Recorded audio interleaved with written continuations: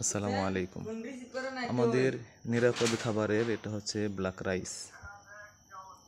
আমরা black rice এবং লাল চাউল এই বছর উৎপাদন করেছি।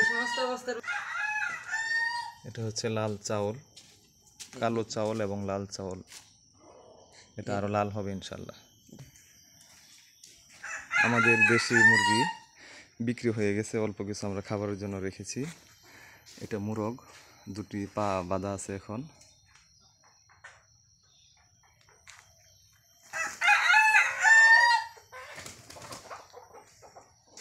ঠিক তার পাশে একদম 100% নিরাপদ শসা।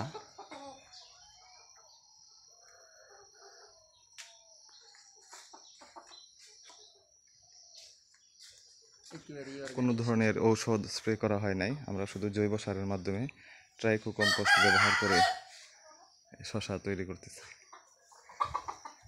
এখানে আর কিছু মোরগ আছে, এগুলো আজকে জবাই হবে।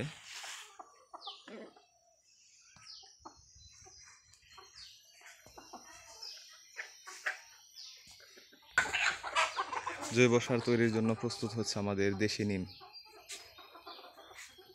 নিমের চারা। ঝাপসা আসতেছে।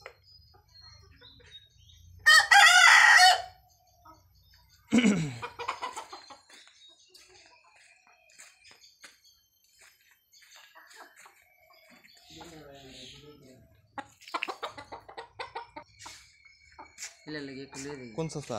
ওই যে অশোক বাড়া, অশোক চাষা লাগে এনতে কোনো বড় দেখে নিতা, বড় দেখে না নিলে করো। হে গো, একটা লাল মুরগ আছে, এটা নৌকা, এটা থাক। একটা ছোট মুরগ আছে না, এটা থাক। হে গো, তুই ধরে লেও। হে গো, দুইটা আছে, একটা লাল, একটা না অন্য কালারের।